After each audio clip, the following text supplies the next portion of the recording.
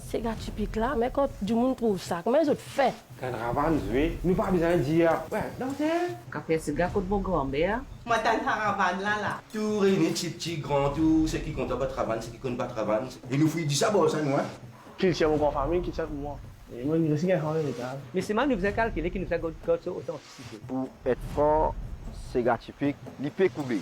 Modernité vient abîmer beaucoup, vient endommager beaucoup. De nous la chance pour nous capables de faire ce que nous pouvons faire, vient une grande chose. Et non obstacle qui vient, mais comment je dire, et non la lumière au bout du tunnel. So avant Triang, Maravan, Jalikan, Aïga. Denis Sauvage. Alors, nous avons un grand plaisir aujourd'hui, comme Sylvain vient mentionné là pour nous joindre, pour faire un petit causement.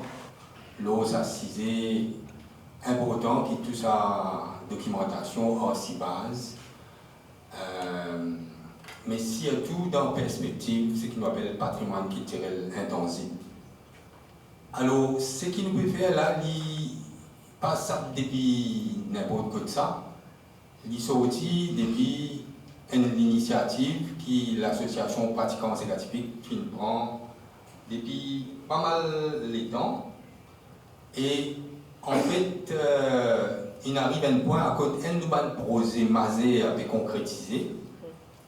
Et quand le lancement est venu là, quand nous fixé date de lancement, nous réalisons que quand nous pouvons faire le lancement capable, ce lancement-là, il n'est pas pour permettre de nous gagner le temps pour amener une discussion un peu en profondeur, l'eau s'assiser là. Alors, lancement de date là, toujours le 18 mai, fait dans le village Les Maunes, à travers naturellement lancer les affaires là, mais surtout à travers un spectacle avec tout le monde, un groupe qui forment partie de l'association pratiquants ségatypiques. Donc nous déjà passons la première invitation là à eux ici là. Et Moses Bizin rappelle un petit l'initiative pour mettre en place l'association là qui tient l'initiative, qui en fait vient un petit 10 après qui en 2014 ségatypique gagne sa statut patrimoine mondial au niveau de l'UNESCO. Et là, il réalisé, déjà quand tu peux faire une consultation, parfois consultation là, il faut arrêter tout. Moi je connais, nous besoin faire ça en des fois. Mais là, nous avons réalisé à quel point l'UNESCO a insisté pour qu'il prenne en compte la parole des pratiquants. Et en même temps qu'il nous gagne des visiteurs depuis l'UNESCO, je encourage nous pour mettre nous dans un regroupement. Et nous trouvons intéressant pour fonder cette association-là et faire nous utilisons un critère pour recevoir du monde là-dedans. Et le premier critère qui nous tient là, c'était tout le monde qui participe dans ma consultation pour l'inscription. Qui est invité pour une participe là-dedans. Alors, il y a pas mal d'invini, et la plupart sont restés. Un des invini après pas trop tini, mais grande majorité du monde qui participe dans l'association, soit ils la présence, soit les héritiers, les descendants, ils prennent la relève. Et nous avons beaucoup de courage. Depuis 2016, nous, l'association là, nous travaillons. Nous formons l'association là, c'est pas un petit travail en lien, mais un gros travail. Nous réussissons à gagner une cohérence, nous réussissons à décider beaucoup de choses. Nous faisons un peu de activité, par exemple, une tournée, nous lancement même petit fait dans une compagnie, c'est une grosse affaire.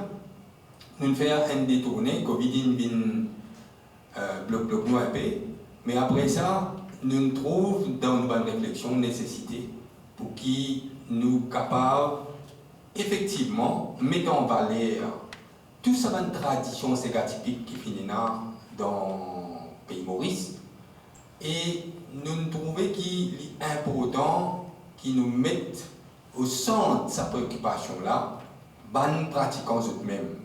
C'est pour ça que quand l'occasion est venue pour nous faire une application Hotspun, nous saisissons l'occasion-là et que nous accepté le projet qui permet nous en fait faire cette documentation-là avec ma perspective, dans laquelle nous pouvons revenir un petit peu plus tard, un livre lui-même, un CD audio qui est enregistré live par pas moins que Philippe Demagny, et aussi une série de vidéos qui pour loguer comme une capsule dans le premier temps, après que vous venez un documentaire en lui-même.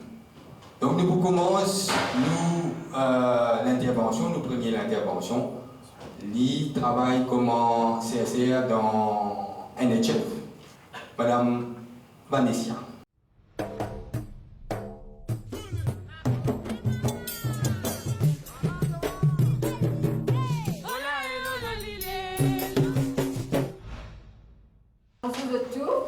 Avant de commencer, j'ai envie de donner une introduction au KT National Heritage Fund. Il y a un corps étatique qui tombe sous le ministère Art et Patrimoine culturel et il y en a comme mission sauvegarde, gestion et promotion patrimoine national qui lie immatériel et matériel à la fois. Nous là pour éthique et sensibilise le public en général dans le domaine patrimoine culturel et apporte qui nous préserve un site. Le National Heritage Fund est le National Repository pour la sauvegarde du patrimoine immatériel pour République Maurice. Qui était ça, National Repository? C'est il y a une instance, le focal point, que nous fait collectage de données au niveau patrimoine culturel.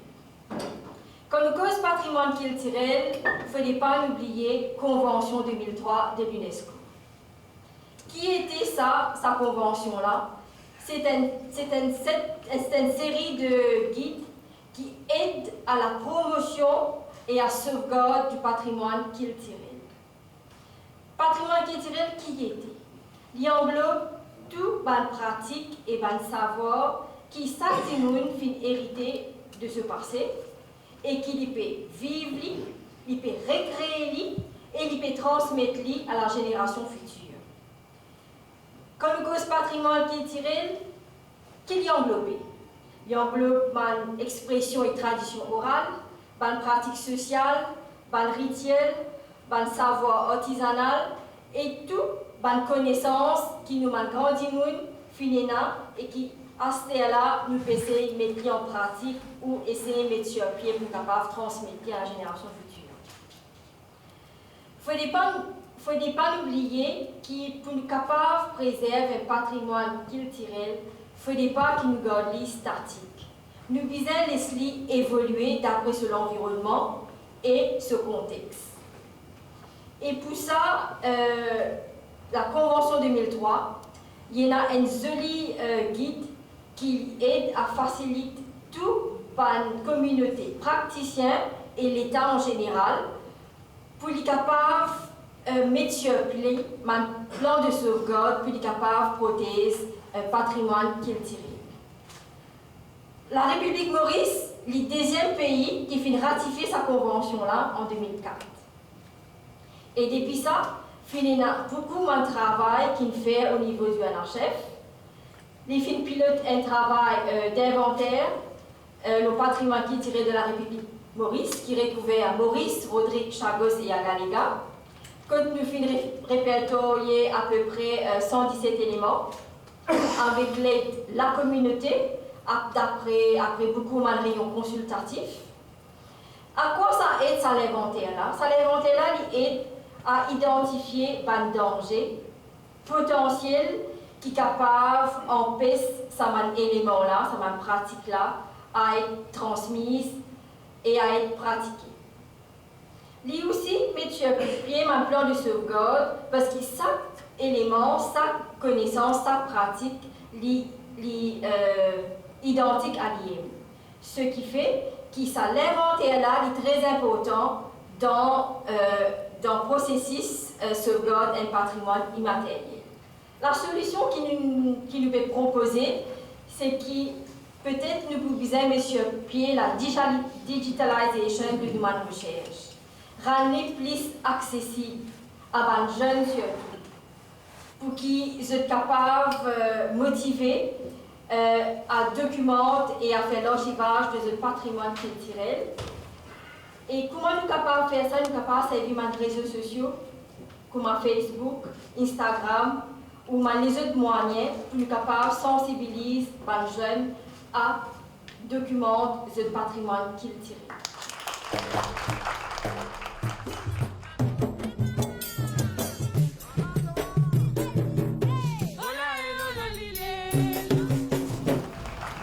Bonjour à tous.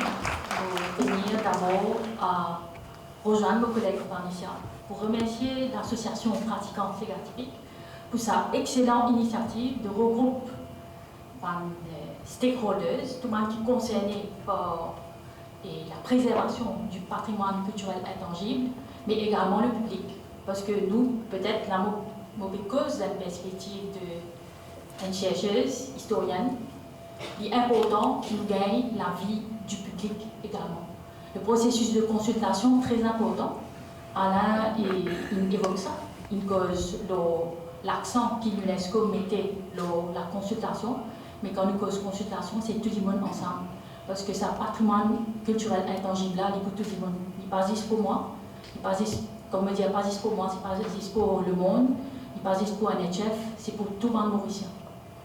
Donc, d'abord, et bon qui Alain, il me présente moi en tant qu'historienne, je passe beaucoup de temps dans l'archive.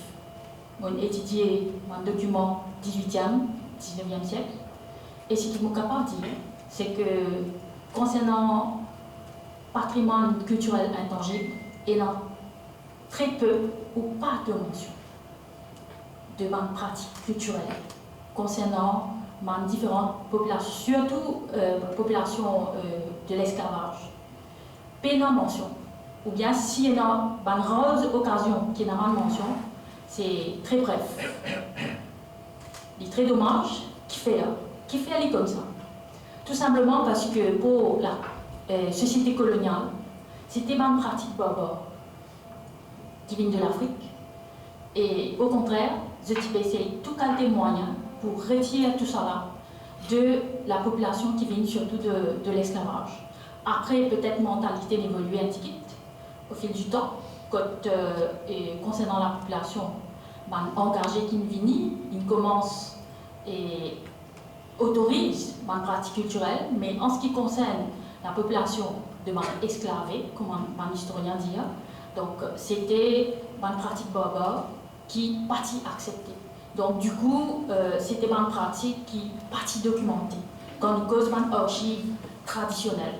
Bon, on ne peut pas dire qu'il n'a pas existé, parce que par exemple, qui peut suivre les travaux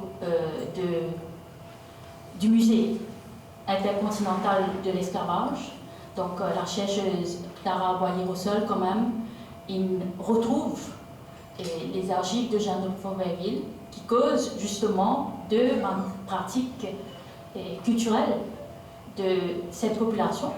Donc moi, je cause beaucoup plus le Sega Typique, je aborde la question de la convention de 2003.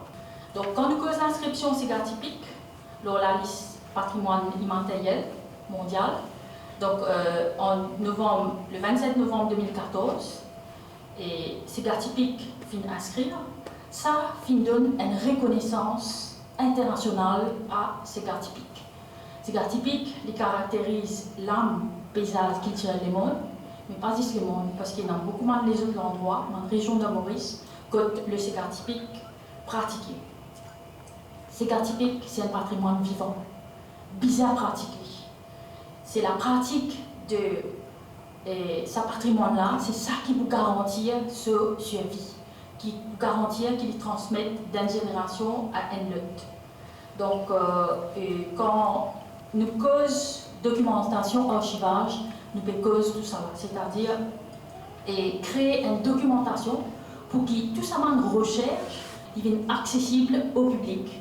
Donc, pour conclure, j'ai envie de dire qu'il est très important de créer une base de connaissances, un centre de créativité populaire pour que tout ça travail qui peut faire, qui déjà faire, qui peut continuer à faire, et normalement ONG comme l'association pratiquante Sega Typique, avant ça.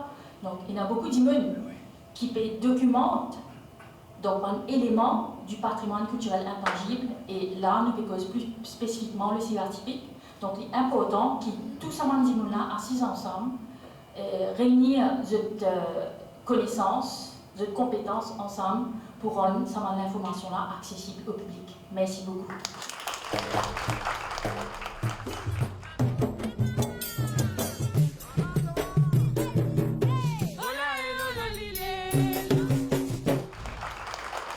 Première fois qu'il me donne dans la main un Sega typique, c'est un petit micro, un petit appareil à cassette, et elle a un joli souvenir comme ça, qui, ceux qui retrouvent le site filmhumorisme.com, aussi peut les autres tout connaissent qui était, FILOUMORIS.com, c'est une plateforme digitale, côté ACV, tout ça va un Sega typique, et le reste de la musique de l'océan Indien aussi.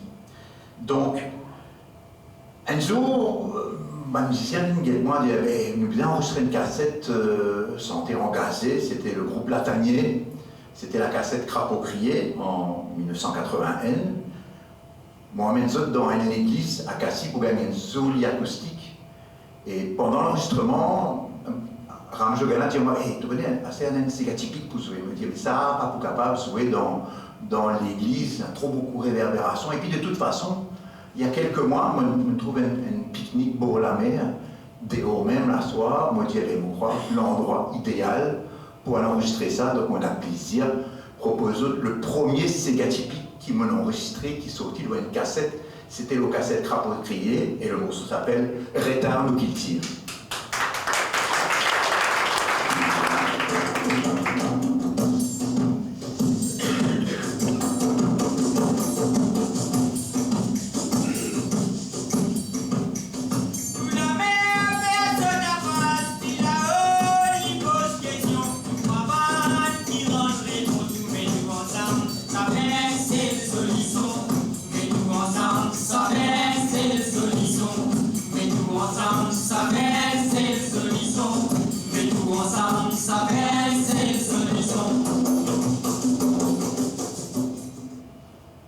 Vous connaissez les frustrants un petit peu courts, mais tout ça continue là, je vous trouve l'île au site internet bien sûr, qui fait enregistrer dehors. Il y a deux raisons. La première raison, c'est que je n'ai pas imaginé mettre un ségatier dans un studio avec un headphone, avec un micro, je ne sais pas qui s'appelle, la tresse fait tourner, etc. Donc on a décidé pour venir à cette rencontre en étant le plus discret possible. Et le plus discret en général, comme on fait recording, il y en a juste 3, 4 micros. Et quand tout va mal, quand il y en a un 5e, si pas un 6e, il est bien rare en général. On peut travailler avec l'équipement de bonne qualité et on peut servir un système qui m'a appris à l'école en Belgique. C'est la prise de son avec des couples, on appelle ça des couples RTF. Et c'est un système qui nous peut employer dans l'église quand on enregistre la musique classique, la musique baroque, l'église ou bien le conservatoire, etc.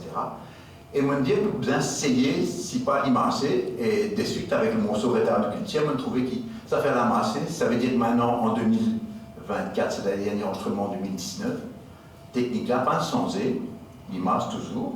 Après le cause à Sivas, il est bien enregistrer une adresse, faire photo, mais si vous ne regardez ça proprement, côté où là, et encore dans des bonnes conditions, ben, dans 10 ans, 20 ans, on va perdre ça.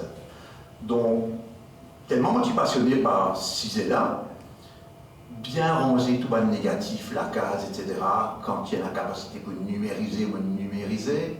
Après, pour le son, pareil, recopier l'ordinateur, un disque dur. Après, vous connaissez le problème de l'archivage, c'est un problème mécanique, c'est-à-dire un disque dur.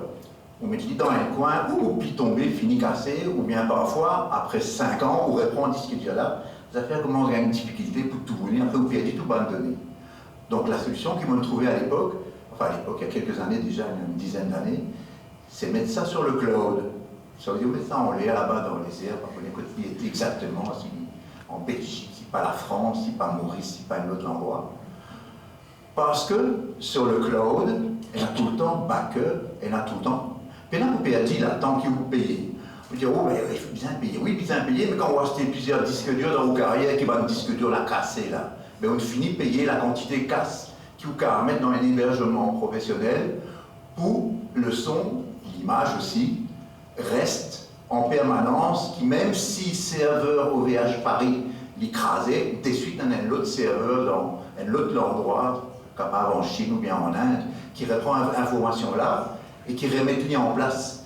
Donc, pour moi, le cloud, c'est la meilleure façon d'archiver la musique et les images.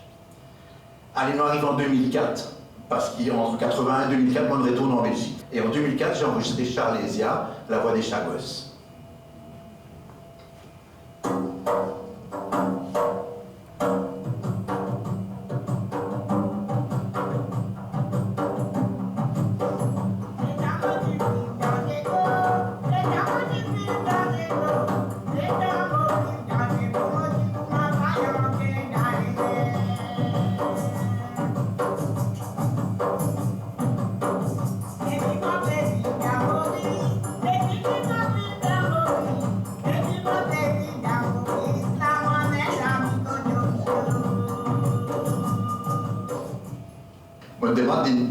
Un petit coup de main, viens trouver, comme on peut faire prise de son, sa technique là. Et depuis 2018, ils suivent moi. Donc, Denis, faire ça avec moi, ben, on croit, je vais continuer sans moi, on va rendre la Belgique tranquille, à cette terre, occupe mes 3 petits-enfants. Et aussi, surtout, mais ça, je connais déjà, pas oublier, quand je rentre la case, allofiloumaurice.com, FILOUMORIS.com, me faire un peu de publicité. Ou sinon, si tu ne connais pas comment écrire, tape patrimoine musical de l'océan Indien. Il y a plus de 1400 artistes, à peu près 4000 albums, cassettes, CD, 45 tours, enregistrements live inédits.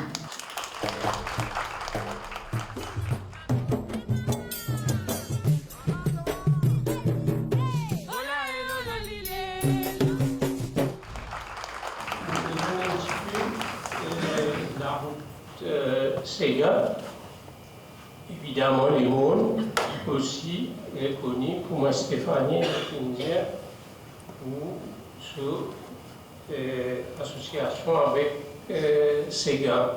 Pour une nuit Sega typique derrière, super dans les mondes dans les années 60,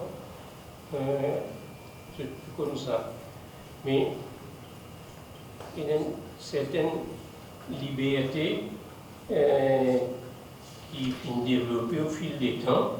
Sega typique finit évoluer, il y a plusieurs variantes et il y a certaines variantes qui finissent inscrire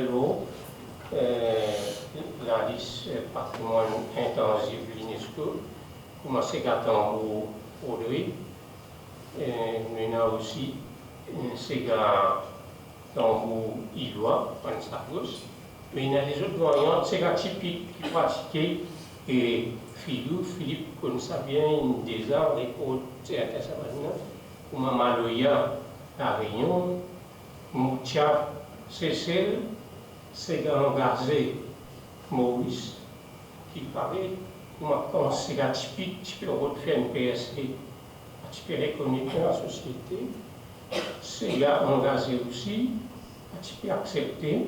Mais il faut filer une récit, faire ceci, mais certains savants pratiques, au fil des temps, ni plus dans Cipro, ni plus dans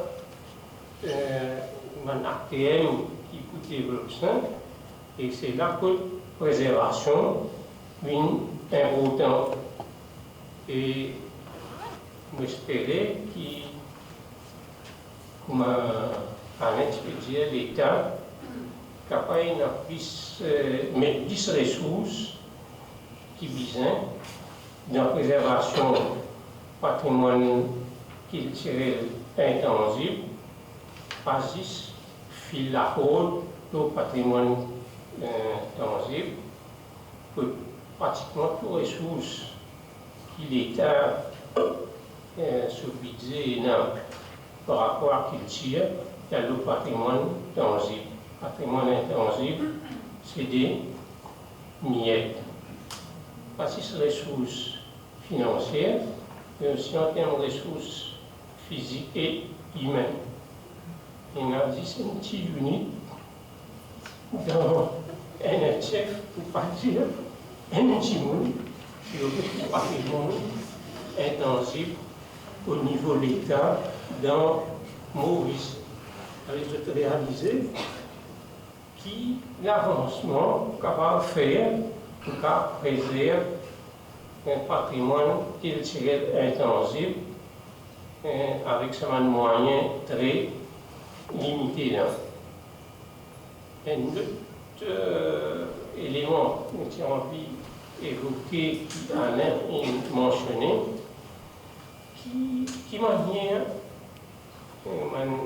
fonctionner, fonctionner, travail, et qui, des fois, si vous pas réussi, mobilise l'équipe qui est là autour pour capable de réaliser l'objectif, et évidemment, vous faites, derrière moi, je fais une expérience personnelle, après mon retraite, mon propre travail, comme consultant pour patrimoine, et on a certaines informations dans le département ministère qui me connaît l'information là, qui est présent, il y a un dossier de diamant comme ça, pas gagner, pas connaître, pas trouver. Là, c'est le problème de documentation et archivage. Pourtant, il y a beaucoup de moyens technologiques, techniques qui sont à disposition maintenant, mais il n'est pas utilisé pour ma besoin dans le service l'État. Notre besoin trouve un moyen, encourage, ça va une pratique là, pour qui ne pas perdre mon information. Stéphanie connaît, il a un projet que je peux faire pour lancer certaines publications et nous parmi qui projectueuse. The fact that both Koreas accepted to join their respective applications is unprecedented. The joint inscription marks a highly symbolic step on the road to inter-Korean reconciliation. It reminds us of the peace-building power of cultural heritage as a bridge between peoples. This marks a victory for the long-standing and profound ties between both sides of the inter-Korean border. Ça montre qu'essence et coopération entre les différents acteurs n'est pas difficile mais pas impossible à travers le patrimoine culturel, qui est tangible ou intangible.